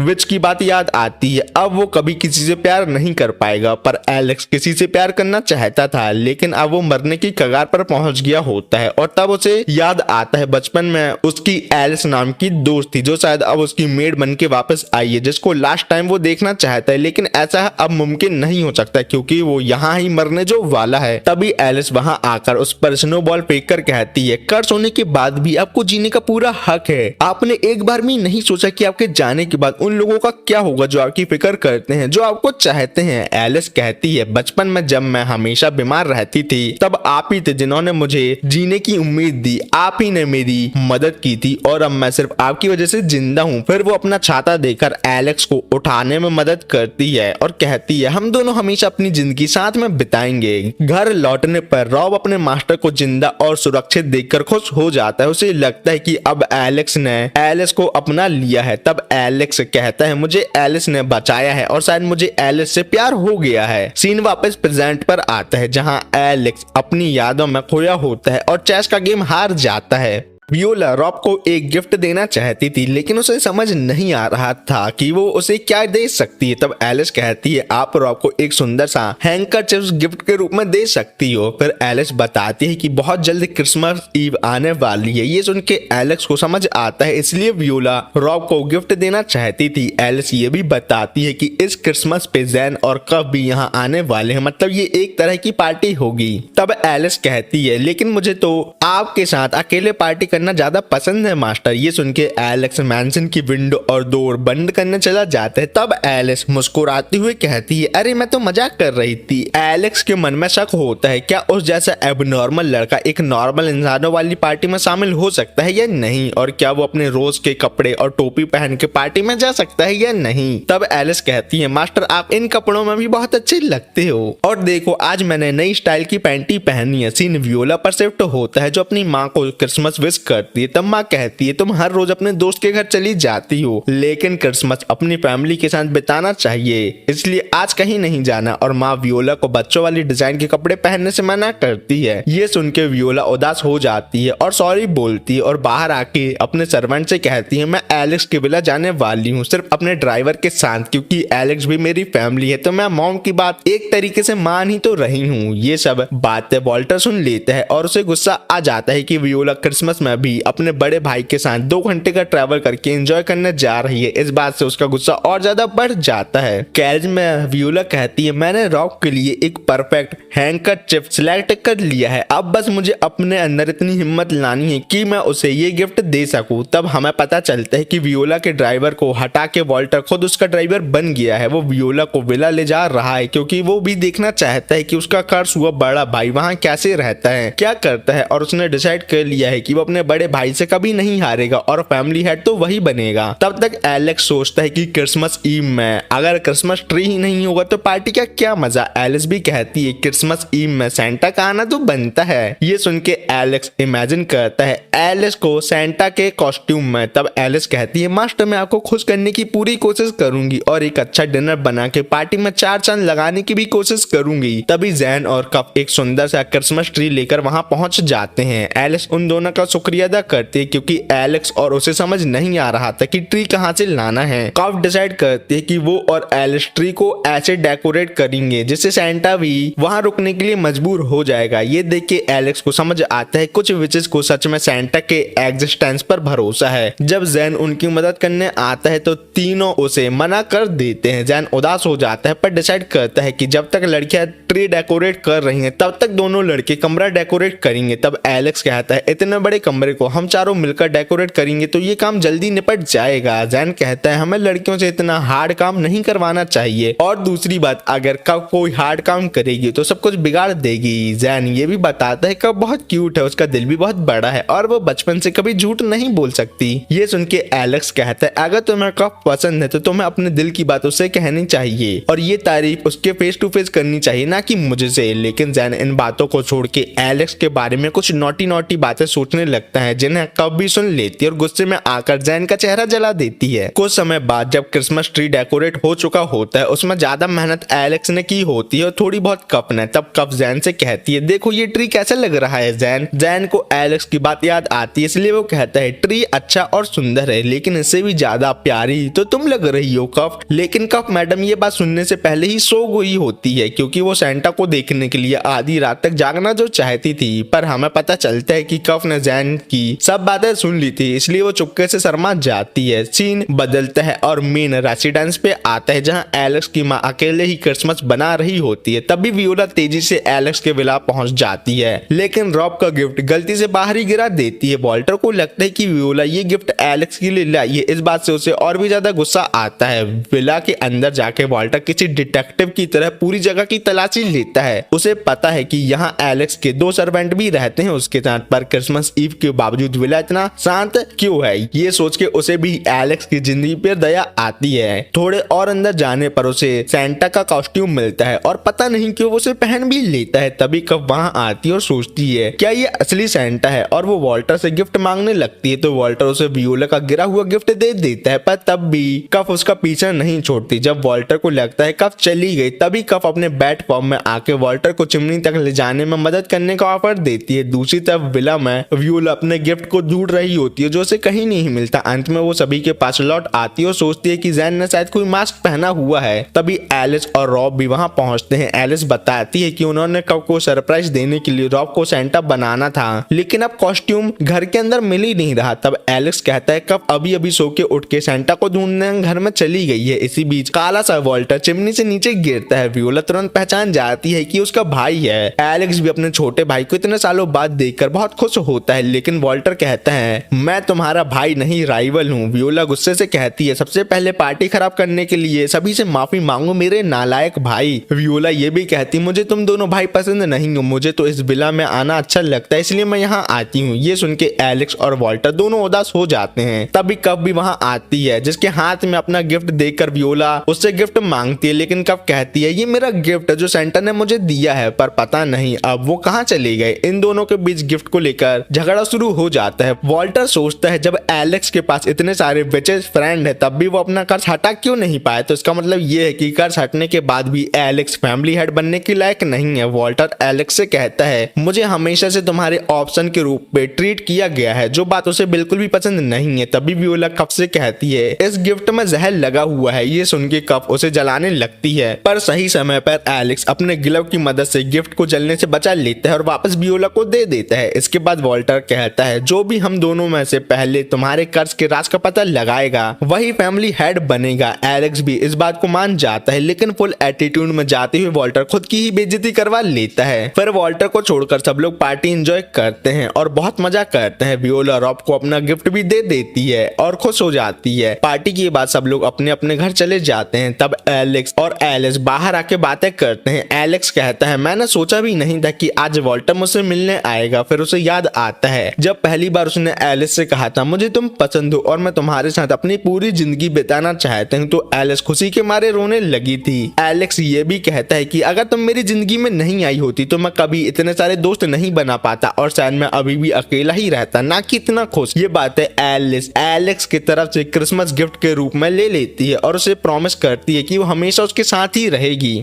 जब एलिस अपने कमरे में सो रही होती है तब उसे एक सपना आता है। जब वो छोटी सी लड़की थी, सपने में वो अकेले घर के अंदर घूम रही होती है। तभी उसकी माँ शैरॉन उसे पकड़ लेती है और प्यार से याद दिलाती है कि उसे अपने बेड में ही रहना चाहिए क्योंकि उसकी तबीयत ज्यादा कमजोर रहती है। एलिस माफी मांगती है, लेकिन शैरॉन उससे गुस्सा नहीं होती बल्कि कहती है कि वो सिर्फ उसके लिए चिंतित होती है। जब शैरॉन उसे वापस कमरे तक ले जा रही होती है तब रास्ते में दोनों कुछ मेड से मिलती हैं। शैरॉन उनसे प्यार से बात करती है, उनकी परेशानियों का हल भी बताती है। सब लोग शैरॉन को बहुत पसंद करते हैं और एलिस भी अपनी माँ से बेहद प्यार करती है। रास्ते में उनका सामना एलेक्स से होता है जो हॉलवे में दौड़ता हुआ जा रहा होता है। वो हंसते हुए एलिस को हाथ हिलाता है। शैरॉन समझ जाती है कि एलिस की एलिस से दोस्ती हो गई है और वो घर में घूम रही थी सिर्फ उससे मिलने के लिए। शैरॉन थोड़ा मुस्कुरा के एलिस को चिढ़ाती है जिस पर एलिस शर्मा जाती है। तभी रॉब आता है, लेकिन उसे देखकर एलिस डर के मारे अपनी माँ के पल्लू के पीछे छुप जाती है। रॉब उसे प्यार से कहता है कि डरने की कोई बात नहीं और पूछता है कि उसे अपनी माँ का काम कैसा लगता है। एलिस मुस्कुराती हुए कहती है कि उसकी माँ तो कमाल की है और वो भी बड़े होकर एक अच्छी मेड बनना चाहती है, बिल्कुल अपनी माँ जैसी। शैरॉन अपनी बेटी की बात सुनकर इमोशनल हो जाती है और उसकी आंखों में आंसू आ जाते हैं। रॉब कहता है कि उसे इंतजार रहेगा उस दिन का जब वो और एलिस एक साथ काम करेंगे और फिर वो चला जाता है। शैरॉन एलिस को बेड तक ले जाकर उसे जोर से गले लगाती है और कहती है कि वो हमेशा उसकी रक्षा करेगी क्योंकि वो उसे बहुत ही ज्यादा प्यार जो करती है। तभी एलिस की आंखें खुल जाती है, वो अपना नेकलेस पकड़ती है और अपनी माँ को याद करके उदास हो जाती है। एलिस की फैमिली डिनर कर रही होती है और उनकी माँ काफी नाराज लग रही होती है। वियोला सोचती है कि क्रिसमस के दिन दोनों बच्चों का गायब होना शायद उनकी माँ की एक लिमिट थी। वो वॉल्टर को दोष देती है कि उसने छुप के पीछा क्यों किया। वॉल्टर फिर दोष एलेक्स पर डाल देता है कि सब उसकी गलती है। फिर सीन जैन पर आता है जिसे वियोला की वो बात याद आती है कि वो कफ का ज्यादा ख्याल रखता है और उसे अकेला भी कुछ काम करने नहीं देता और इसलिए आज कफ अकेले शॉपिंग करने आई है। पर जैन अभी भी उसके पीछे आकर उसका पीछा कर रहा होता है। कफ अपनी शॉपिंग लिस्ट से सब कुछ इकट्ठा कर लेती है और निकलने लगती है, लेकिन शॉपकीपर उसे रोक लेती है। पैसे के लिए कफ कंफ्यूज हो जाती है, उसे समझ नहीं आता कि क्या करे क्योंकि जैन उसके साथ नहीं होता। जैन मदद करना चाहता है लेकिन खुद को बड़ी मुश्किल से रोक लेता है। कफ एक कैट शेप का पत्थर दिखाती है जिसे वो जैन को देने वाली थी और उसके बदले में वो सामान लेने की कोशिश करती है। दुकानदार थोड़ी शॉक होती है और पूछती है कि क्या उसके पास पैसे देने के लिए नहीं है। तब कफ को समझ आता है कि कैश का मतलब होता है पैसे। वो तुरंत माफी मांगती है और पेमेंट करती है। फिर बेकरी जाने के लिए भागती है। इस बार वो तुरंत पेमेंट कर देती है। घर लौटते वक्त एक लड़का कफ से टकरा जाता है और उसके पैसे चुराने की कोशिश करता है, पर लड़का डर के मारे स्पाइक की तरफ गिरने लगता है। कफ तुरंत अपना सामान छोड़कर उसे बचा लेती है। लड़का शर्मा जाकर माफी मांगता है। तब कफ देखती है कि उसका सारा सामान खरीदा हुआ गिर गया है, लेकिन तभी जैन बाहर आ जाता है और उसकी मदद करता है सब कुछ उठाने में, ताकि दोनों घर वापस जा सकें, वो भी साथ में। जैन सोचता है कि शायद वो कफ का इतना ध्यान रखने की आदत कभी नहीं छोड़ पाएगा। विला में एलेक्स को फिर नींद नहीं आ रही होती और वो मैंशन के अंदर वॉक पर निकल जाता है। एलिस उसे देखती है और कहती है कि वो उसके साथ बेड में सोना चाहती है। फिर वो अपने रूम में अपने नाइट ड्रेस लेने चली जाती है। जब एलिस वापस आ जाती है, एलेक्स बेड पर होता है। उसे हैरानी होती है कि एलिस वाकई सीरियस थी। वो कहता है कि वो ट्राई करेगा शांत रहने का और अगर उसे नींद आ गई तो एलिस निकल सकती है। एलेक्स सोचता है कि जिसे वो प्यार करता है वो उसके पास सो रही है और ये सोचकर उसका दिल जोर से धड़क रहा होता है। एलिस थोड़ा मजाक करती है और पूछती है कि क्या उसकी तरफ घूरते रहने से उसे नींद आ जाएगी। एलेक्स कहता है कि उसे टेंशन हो रही है और इसी वजह से नींद नहीं आ रही। एलिस कहती है कि उसे समझ आता है और कहती है कि वो अपने कपड़े उतार लेती है क्योंकि उसे बिना कपड़ों के सोना पसंद है। एलेक्स तुरंत उसे रोक लेता है, लेकिन एलिस फिर भी अपने कपड़े उतारने लगती है। एलिस को डर लगता है कहीं रॉब ने देख लिया तो क्या होगा, और उसे याद आता है कि उसकी माँ इस बात से बिल्कुल भी खुश नहीं होगी। ये सुन के एलिस उससे उसकी माँ के प्रति भावनाओं के बारे में पूछती है। एलिस स्वीकार करता है कि उसके जज्बात थोड़े उलझे हुए हैं। उसका कहना होता है कि अगर वो शराब तोड़ पाए तो वो अपने परिवार से दोबारा संबंध बनाना चाहता है। वो वादा करता है कि वो अपनी माँ को उनके रिश्तों के बारे में सब कुछ बताएगा और अगर उसका परिवार इस रिश्ते से खुश नहीं हुआ तो वो अपने परिवार से रिश्ते तोड़ने के लिए भी तैयार है, सिर्फ एलिस के लिए। लेकिन एलिस उसे बीच में ही रोक लेती है और ऐसा ना करने की सलाह देती है। एलेक्स फिर कहता है कि जब समय आएगा तब देखा जाएगा, लेकिन अभी उसका ध्यान सिर्फ शराब तोड़ने पर है। फिर वो कहता है कि अब उसे नींद आ सकती है, इसलिए एलिस जा सकती है। गुड नाइट कहकर एलिस निकल जाती है, लेकिन उसका मन व्याकुल होता है और वो सोचने लगती है कि जब शराब खत्म होगा तो एलिस अपने परिवार की हवेली में वापस चला जाएगा।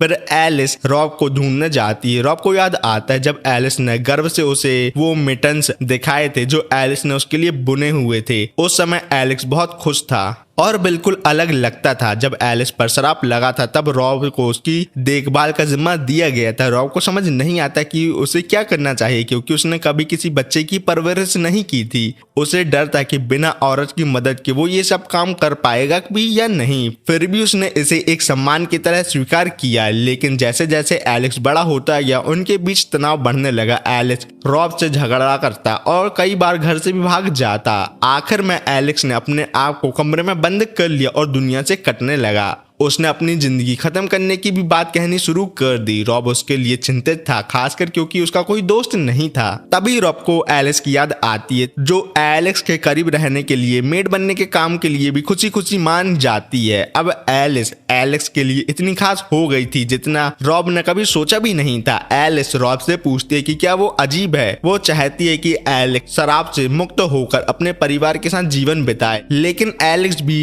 एलिस को बहुत चाहता है, एक मेड को। एलिस इस प्यार को समझती है, लेकिन जब वो सोचती है कि इससे एलेक्स को अपने परिवार से अलग होना पड़ सकता है तो उसे इस रिश्ते में सुख महसूस नहीं होता। जब रॉब तसल्ली देता है कि उसके जज्बात बिल्कुल सही हैं और कहता है कि अगर दोनों खुश हैं तो वो भी खुश है। इसी बीच एक उल्लू उनके घर को दूर से देख रहा होता है। एलेक्स एलिस के लिए एक खुशनुमा धुन बजाता है। एलिस उसकी तारीफ करती है और एलेक्स कहता है कि ये सिर्फ मिटन्स के लिए शुक्रिया नहीं है, बस उसे खुशी है कि वो एलिस के साथ समय बिता रहा है। एलिस भी वही महसूस करती है और थोड़ा शरारत करने की कोशिश करती है, लेकिन एलेक्स फिर से धुन पर लौट जाता है। फिर वो एलिस को बुलाता है कि वो उसके साथ मिलकर the owl and the cat गाना गाए। एलिस को उसकी आवाज पसंद आती है, दोनों मिलकर गाते हैं और एलेक्स हैरान होता है एक छोटी सी पोयम उसका दिल इतनी जोर से धड़का सकती है। एलिस कहती है कि उसे भी थोड़ी शर्म सी लग रही है। एलेक्स कहता है कि उसे कभी नहीं लगा था कि एलिस भी ऐसा महसूस कर सकती है। जब दोनों उसके कमरे तक जा रहे होते हैं तब एलेक्स कहता है कि उसे आजकल खुशी महसूस हो रही है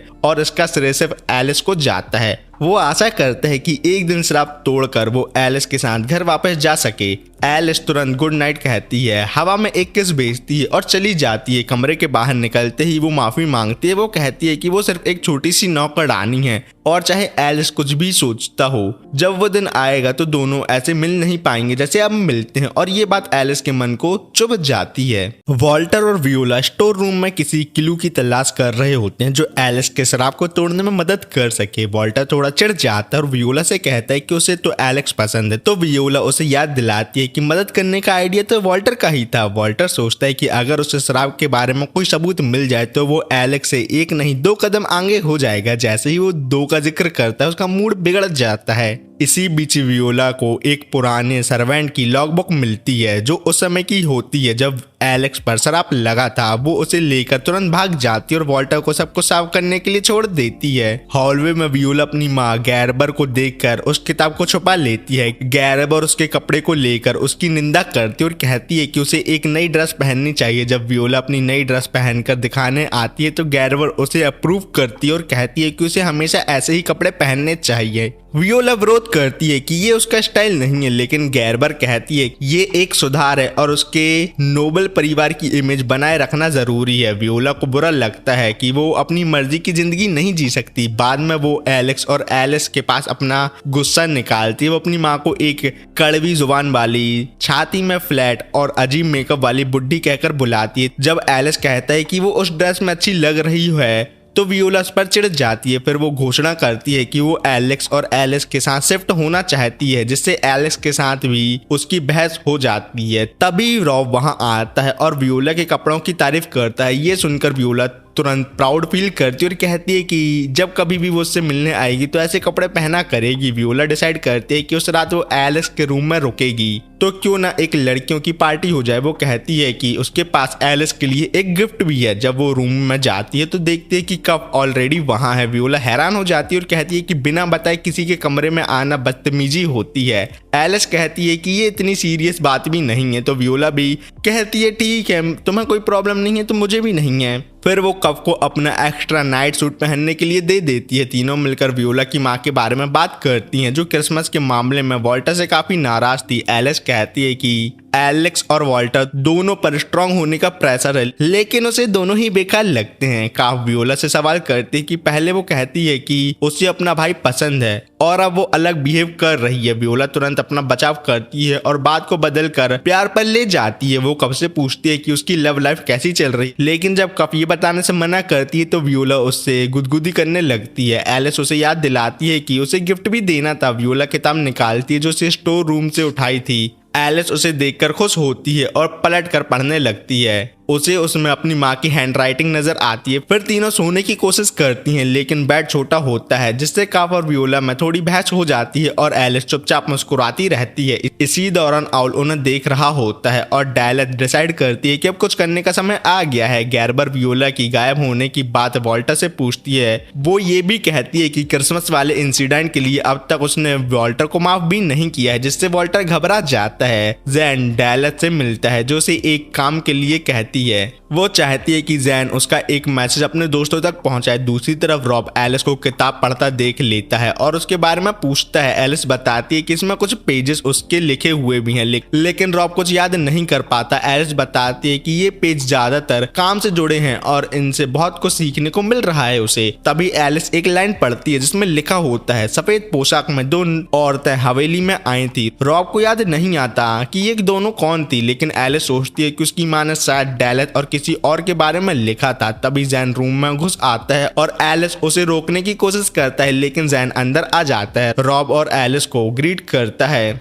और कहता है कि उसके पास डायलत का एक मैसेज है। मैसेज ये होता है, वो चाहती है कि तुम लोग सिर्फ दोस्त बने रहें। एलिस और एलेक्स दोनों कंफ्यूज हो जाते हैं, लेकिन जैन समझाता है कि डायलत का मतलब था कि एलिस और एलेक्स को जैन और कप से दूर रहना चाहिए, पर एलिस ऐसा करने से मना कर देता है क्योंकि शराब से जुड़े क्लू ढूंढने के लिए उसके पास कुछ लीड होनी जरूरी है जो जैन और कप से उसे मिल सकती है। ये सब सुन के जैन जवाब देता है कि चाहे डायलत कुछ भी कहे, वो और कप एलेक्स की मदद करते रहेंगे। वो कहता है कि अगर एलेक्स बिना कुछ किए ही मर गया तो बड़ा अफसोस होगा, खासकर अगर वो वर्जिन ही रहा। फिर जैन उस किताब के बारे में पूछता है जिसका जवाब एलिस देती है। वो कहती है कि मैंने इसे अभी अभी पढ़ना शुरू किया है, इसी वजह से मुझे इसके बारे में ज्यादा कुछ नहीं पता। जैन कहता है कि अगर एलिस को उसमें कुछ खास मिले तो उसे बताए।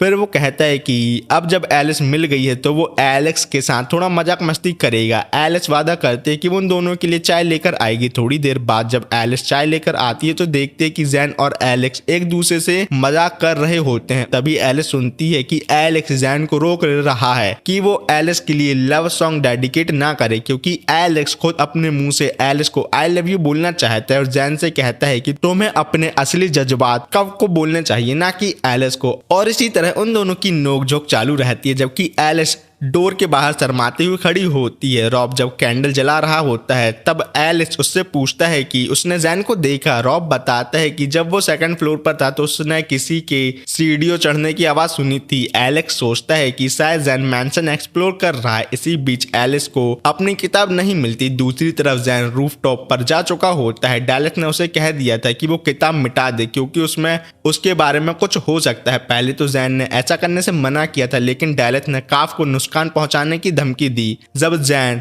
किताब जलाने ही वाला होता है तभी एलेक्स वहां आ जाता है तो जैन उसे सब कुछ सच बता देता है और किताब उसे वापस दे देता है। साथ ही कहता है कि इस किताब में कुछ ऐसा राज है जो डैलेथ छुपाना चाहती है। एलेक्स कहता है कि उसे किताब जला देनी चाहिए क्योंकि कफ की सुरक्षा पहले है। अगर जैन की जगह वो खुद होता तो वो भी एलिस को बचाने के लिए यही करता। जैन बताता है कि डैलेथ इस वक्त एलिस और बैट पर नजर रखे हुए है। वो मानव दुनिया के सभी जानवरों की आंखों से सब कुछ देख रही है, लेकिन वो सुन नहीं सकती। इसलिए जैन एक रास्ता निकालता है। वो किताब को मैजिक से डिसइंटीग्रेट कर देता है, लेकिन एक छोटा सा टुकड़ा बचा लेता है ताकि बाद में उसे वापस जोड़ा जा सके, क्योंकि ऐसा करने का जैन के पास मैजिक एबिलिटी है। पर ये सब वो डैलेथ की नजर उनसे हटने के बाद ही कर सकता है। ये सब बिलीवेबल लगे, इसलिए जैन एलेक्स से कहता है कि वो दुखी होने का नाटक करे और एलेक्स परफेक्ट एक्टिंग करता है अपना राज छुपाने के लिए। एलेक्स से कहता है कि उसने किताब उधार ली थी और बाद में वापस करेगा। एलिस राहत की सांस लेती है क्योंकि उसे लगा था कि किताब खो गई है। एलिस से कहता है कि वो उसकी हमेशा रक्षा करेगा। ये सुनकर एलिस हैरान हो जाती है और उसे अपनी माँ की वही बात याद आती है। फिर एलेक्स सोचता है कि डैलेथ क्या छुपा रही है, क्या वो उसके श्राप से जुड़ी चीज है या किसी चुड़ैल की मौत से या फिर किसी और राज से। ये पहली अधूरी है, लेकिन वो इसे जरूर सुलझाएगा। अपने और एलिस के लिए जैन एक बिल्ली को देखता है और उसके साथ फनी पोज करता है, जिससे डैलेथ हंस पड़ती है। वो स्वीकार करती है कि जैन उसे चिढ़ाता है और हंसी दिलाता है, लेकिन जो उसने देखा उससे वो अभी के लिए खुश है और सब कुछ वैसे ही छोड़ने का फैसला करती है। अपना मास्क उतार कर वो एक रूम में जाती है और कहती है कि लगता है कि किस्मत और कर्मा सच में होते हैं। फिर दिखाया जाता है कि सैरॉन एक बॉक्स में पड़ी होती है। एलेक्स एक लेटर प्राप्त करते हैं अपनी माँ गैरबर से, जिसमें लिखा होता है कि वो एक हफ्ते बाद हाउस में उससे मिलके बात करना चाहती है। एलेक्स से मिलती है और पूछती है कि मेन हाउस जाने के बारे में उसका मन कैसा है। एलेक्स कहता है कि उतना अच्छा नहीं लग रहा क्योंकि अभी तक उसका श्राप नहीं टूटा, इसलिए उसे नहीं पता कि उसकी माँ क्या कहेगी। एलिस उसे तसल्ली देती है कि सब कुछ ठीक हो जाएगा और कहती है कि उसे थोड़ा चेयर अप होना चाहिए। एलेक्स थोड़ा घबराया हुआ होता है क्योंकि उसकी माँ ने कभी पहले उससे मिलने के लिए नहीं बुलाया और हमेशा रॉब ही मेन हाउस से संबंध बनाए रखता था। एलेक्स ने बचपन में ही उस विला में आने के बाद से अपनी माँ को नहीं देखा है, लेकिन इसका मतलब ये नहीं है कि वो अपनी माँ से मिलना नहीं चाहता।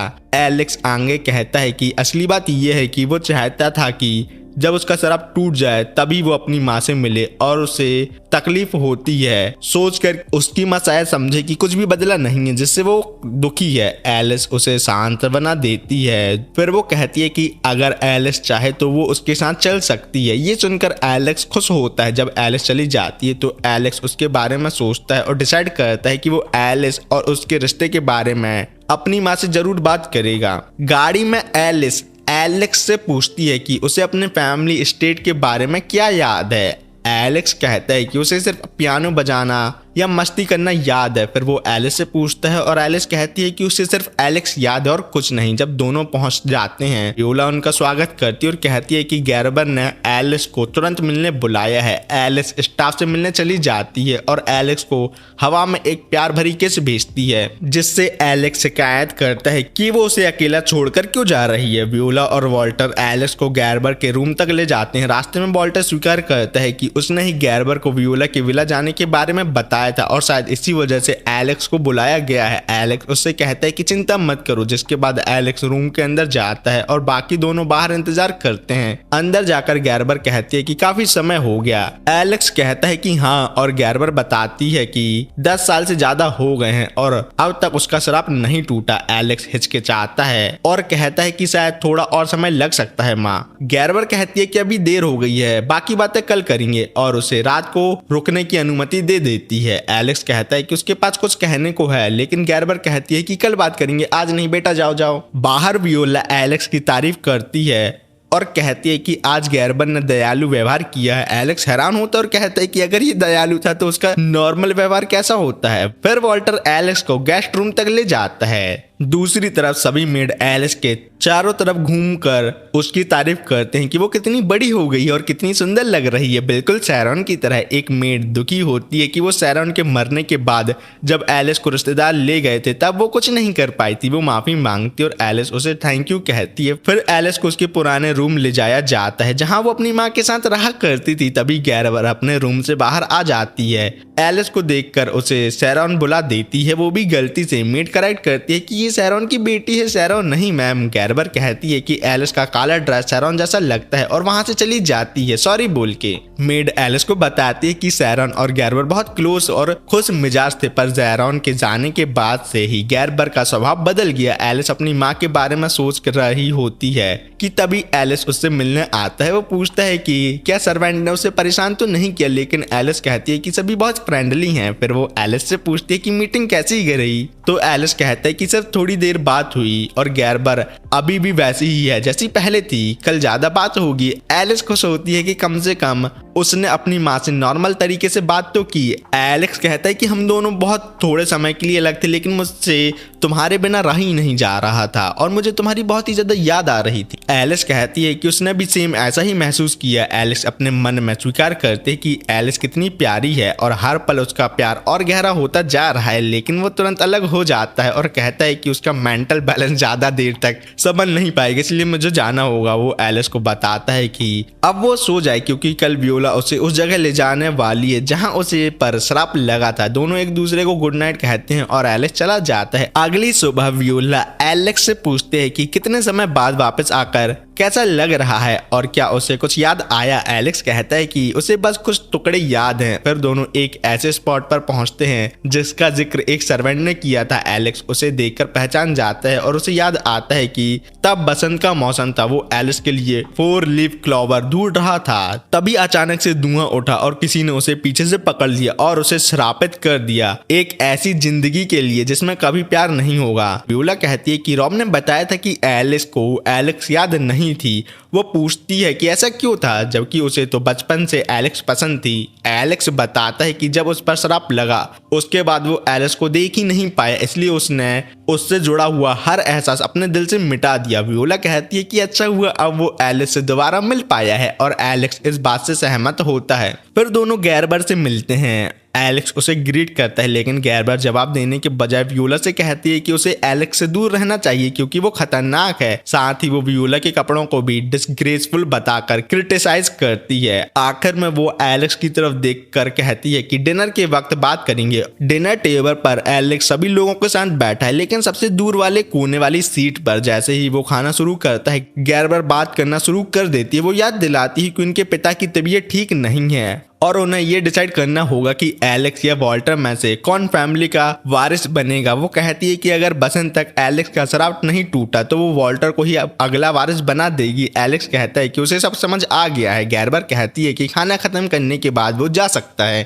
एलेक्स कहता है कि उसके पास कुछ कहने को है। जब गैरबर पूछती है कि क्या, तो वो कहता है कि ये बात एलिस से जुड़ी है। गैरबर कहती है कि उसने एलिस को देखा है और वो बिल्कुल अपनी माँ सैरॉन की तरह सुंदर है। एलेक्स एक्साइटेड होकर कहता है कि हाँ। गैरबर कहती है कि सैरॉन एक बहुत अच्छी और हमेशा मुस्कुराने वाली औरत थी जिसे वो आज भी याद करती है, लेकिन कहती है कि एलिस का नेचर सैरॉन से अलग है। एलेक्स उसका बचाव करता और कहता है कि एलिस थोड़ी रिजर्व है, लेकिन वो एक बहुत अच्छी लड़की है। उसमें टैलेंट है, उसकी छोटी छोटी आदतें बहुत क्यूट है, वो परफेक्ट है। गैरबर गैस करती है कि एलेक्स उसे पसंद करता है। एलिस इस बात को कंफर्म करता है और कहता है कि इसलिए वो गैरबर का अप्रूवल चाहता है उससे शादी करने के लिए। वो अपनी बात आगे बढ़ाता है, लेकिन गैरबर उसे काट देती है और कहती है कि क्या वो मजाक कर रहा है। वो याद दिलाती है कि एलेक्स अभी भी एक संभावित वारिस है और उसे ऐसे बेकार बातें छोड़कर सिर्फ अपने शराब तोड़ने पर ध्यान देना चाहिए। वो जोर देती है कि एक एरिस्टोक्रेट होने के नाते एलेक्स किसी से भी प्यार नहीं कर सकता, खासकर एक लोली मेड से तो बिल्कुल भी नहीं। तब एलेक्स अचानक खड़ा हो जाता है और सख्ती से कहता है कि वो पूरी तरह सीरियस है। वो गैरबर पर आरोप लगाता है कि उसने उसे विला में बंद करके रखा, कभी उसे समझने की कोशिश नहीं की और अब उसके इमोशन को भी जंजीर में बांध रही है। उसे ये भी मंजूर नहीं है कि वो एलिस से प्यार करे। एलेक्स कहता है कि एलिस ने कभी उसके शराब को लेकर अलग व्यवहार नहीं किया, हमेशा एक नॉर्मल इंसान की तरह उसे ट्रीट किया। अगर एलिस नहीं होती तो शायद एलेक्स अब तक मर चुका होता। एलेक्स कहता है कि गैरबर को सिर्फ फैमिली और वारिस की चिंता है, इसके चलते उसने कभी अपने बच्चों के बारे में नहीं सोचा। वो घोषणा करता है कि वो एलिस से ही शादी करेगा। ये सुनकर वियोला और वॉल्टर हैरान रह जाते हैं और एलेक्स अपनी बात खत्म करता है और कहता है कि वॉल्टर, वियोला और वो उसके बच्चे हैं, कोई प्रोडक्ट नहीं, और वहां से चला जाता है। वियोला और वॉल्टर उसके पीछे भागकर उससे मिलते हैं। एक सर्वेंट उनके पीछे जाना चाहता है, लेकिन गैरबर उसे रोक देती है। गैरबर हैरान होती है कि जो लड़का कभी इतना शांत और सीधा था, आज उसने इतनी हिम्मत दिखाई और उसे समझ आता है कि एलेक्स अब सच में बड़ा हो गया है। बाहर आकर एलेक्स कहता है कि काश वो ये बात अपनी माँ से थोड़े बेटर तरीके से कह पाता, लेकिन वियोला कहती है कि उसने बिल्कुल सही किया। जब एलिस आती है तो वो एलेक्स से पूछती है कि सब ठीक तो था ना, तो एलेक्स कहता है कि उसे बस डिनर पसंद नहीं आया। एलेक्स कहती है कि चलो वापस चलते हैं और एलेक्स सहमत होता है। रॉब को गेम खेलते वक्त पता चलता है कि एलेक्स को क्यों बुलाया गया था। अपने कार्ड खत्म करने के बाद वो आराम करने चला जाता है। एलेक्स उसका शुक्रिया अदा करता है घर का ध्यान रखने के लिए। फिर एलिस एलेक्स से पूछती है कि अब वो क्या करना चाहता है और कहती है कि अगर सिर्फ दोनों होंगे तो कार्ड खेलने में मजा नहीं आएगा। जब एलेक्स थोड़ा नॉटी बिहेव करने लगती है तो एलेक्स तुरंत मान जाता है कि चलो कार्ड खेलते, कुछ और नहीं करते। गेम खेलते वक्त एलेक्स एलिस से कहता है कि उसने अपनी माँ से उनके रिश्ते के बारे में बात की और कहता है कि वो एलिस से प्यार करता है। जब एलिस पूछती है कि उसकी माँ ने क्या कहा तो एलेक्स कहता है कि ज्यादा कुछ नहीं बोला। फिर कहता है कि उसे कोई अफसोस नहीं है, ये बात उसे कभी ना कभी कहनी ही पड़ती, क्योंकि जाति हो या स्टेटस उसके लिए एलेक्स ही सब कुछ है और सबसे ऊपर है। गेम एलेक्स जीतता है, लेकिन वो जीत स्वीकार नहीं करता। वो कहता है कि एलिस ने उसे प्यार करना सिखाया, इसलिए वो वादा करता है कि अपना प्यार हमेशा उसी को वो देगा। आखिर में एलेक्स टेबल पर सो जाता है और एलिस उसे कंबल उड़ा देती है। फिर वो धीरे से कहती है, वो भी पहली बार, मैं भी तुमसे प्यार करती हूँ एलेक्स। और इसी के साथ ये एनीमे यहाँ खत्म होता है। इस एनीमे के 2 सीजन और हैं, पर मुझे पूरा यकीन है इस वीडियो में भी अच्छे व्यूज नहीं आने वाले, तो मैं इस एनीमे को यहाँ ही ड्रॉप करता हूँ और किसी और एनीमे का एक्सप्लेनेशन वीडियो बनाऊंगा। तो मिलते हैं किसी और वीडियो में, ठीक है, बाय बाय।